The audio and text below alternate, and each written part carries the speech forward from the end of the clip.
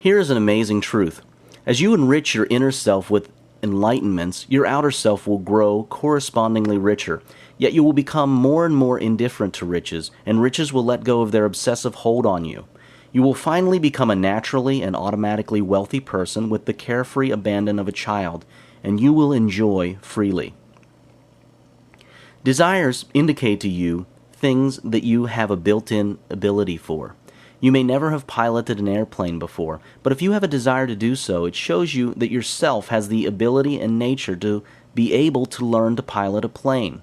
In truth, yourself knows all there is to know, but a desire shows you that you, at the higher level of your soul, are fully supporting that desire to pilot planes, and the whole universe will be there to assist in it manifesting. It is advisable for a person to follow their desires in business as well. This way, you will have proof that you will be able to do what you desire, and you will enjoy it. Desires also indicate to you which parts of yourself that are calling out for attention and evolution, growth, or working out to perfection. Desires are signals from the self. Let us revisit time. You know what time is. It is an illusion created by the way your consciousness sees small portions of the whole space-time continuum at a go. Remember the example of the football field in the chapter on time. You saw that an object on the field sees events taking time as it moves across the field from one event to the other, but the field itself sees all events as being on it simultaneously. For the field, there is no time, only an ever-present moment of now whereby all events, all objects on the field, are taking place at the same time. In that example, your consciousness is the object on the field. So, what is the field? It is your spirit, or soul. You may have imagined that your spirit is the same size as your consciousness, but in fact, it is much larger than that. It covers all aspects of your life, even those that you are not awake to, not conscious of. It is right now in your past and future, but you are only awake to the part of it in your present. Your spirit is eternal, and its presence is timeless, but your consciousness is not. It is multidimensional, while your consciousness is usually four-dimensional. The point here is this. Your spirit communicates to you through intuition and feelings. It knows your future, all possible combinations of it, but it needs your consciousness to experience what it knows.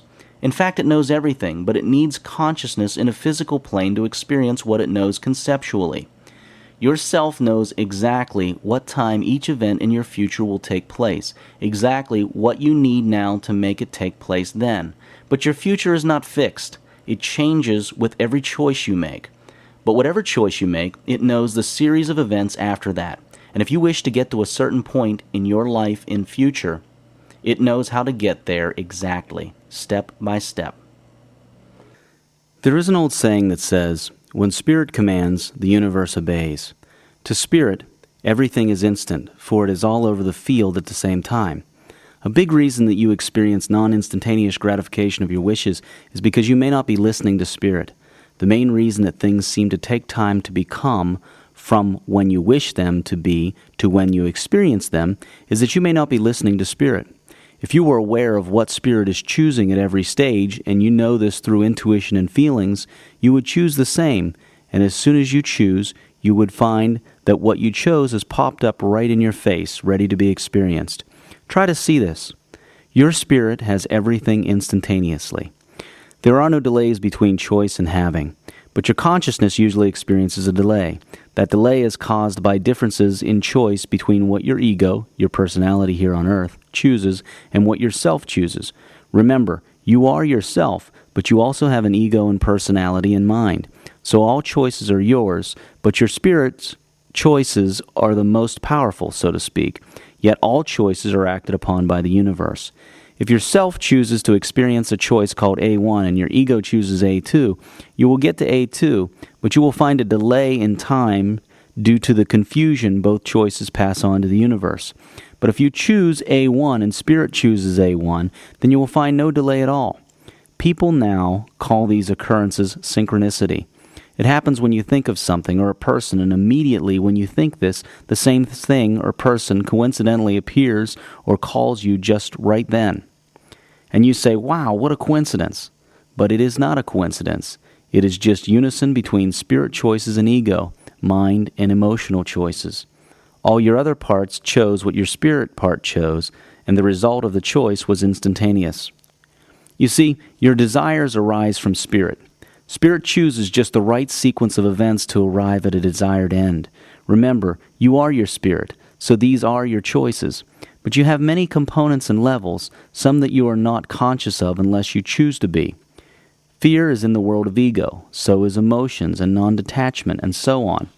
These things inhibit instantaneous manifestation of your choices, even if you were to know what spirit is choosing. And fear is false evidence appearing real. Emotions are past conditioning.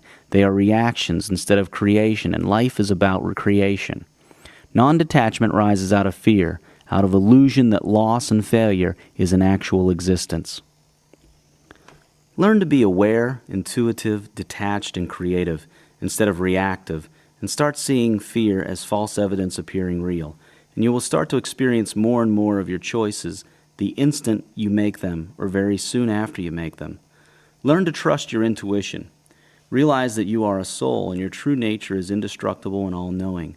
There, everywhere, and you have all. Your body and ego are just illusions made to enable you to experience yourself. You, at the level of spirit, are in your future even right now as you read this. Why then would you fear the next moment? It is already taken care of by you. And you cannot possibly hurt yourself. Even death, the thing that people most fear, is senseless to fear. Think about it. Spirit was done with its body. What can the body possibly do to prevent spirit from leaving and taking away life? Nothing. If spirit chooses to move on, that is it. It cannot be trapped. And what can the body do to leave the spirit if the spirit still needs body? Nothing. Spirit is in past, present, and future and can see things the body cannot.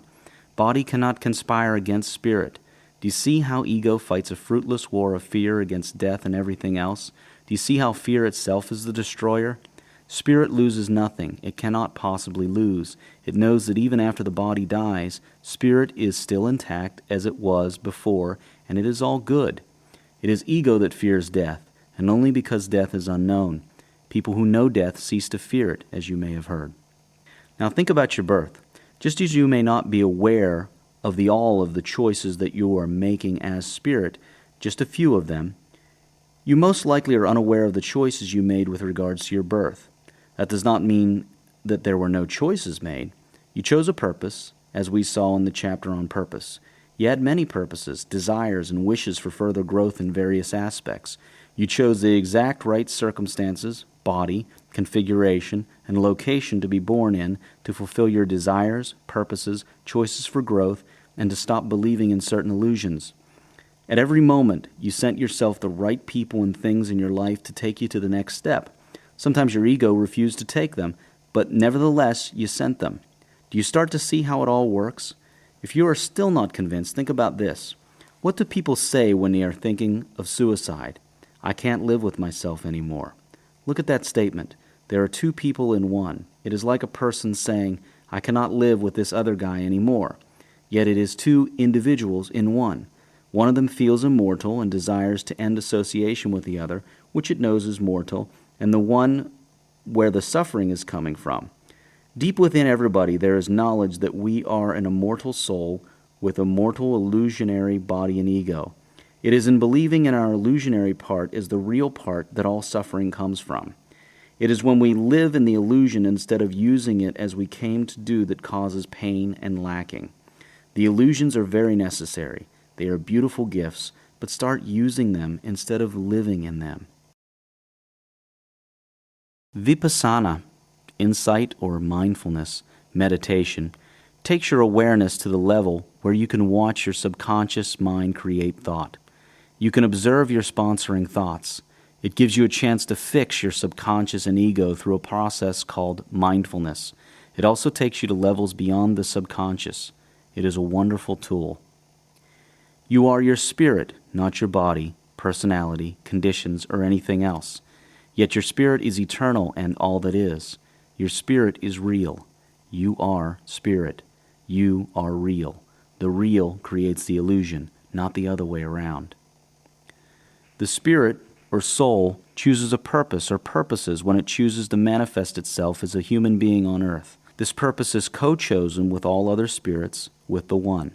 It chooses what it wishes to experience in this physical plane. It gets a body and mind to experience these things. Now, it communicates to the body and mind through desires and feelings, but it never enforces its choices. Body and mind are free to choose whether or not to experience those desires. Often, out of fear or past conditioning, they choose not. Yet the desire does not go away. It remains until fulfilled. When the body and mind are in disagreement or opposition to the soul, a person will experience dissatisfaction. When body, mind, and soul agree, the creative force is phenomenal. Waiting ends, and joyous experience occurs without resistance. The soul then knows itself experientially. At all times you are free to choose what you wish to experience, and at all times your soul communicates to you, but you can choose not to listen, as many people have done in the past. Nothing real can be threatened. A Course in Miracles. All other things held constant, to the extent that an individual or society lives as souls with bodies, minds, and egos, instead of the other way around, so will they have wealth and happiness. The greatest advice that can be given to you now is this: meditate daily. If you do not go within, you go without. Meditation takes you in to meet yourself in infinity. It cannot be explained, only experienced. Talking about infinity, let's take a brief look at the One.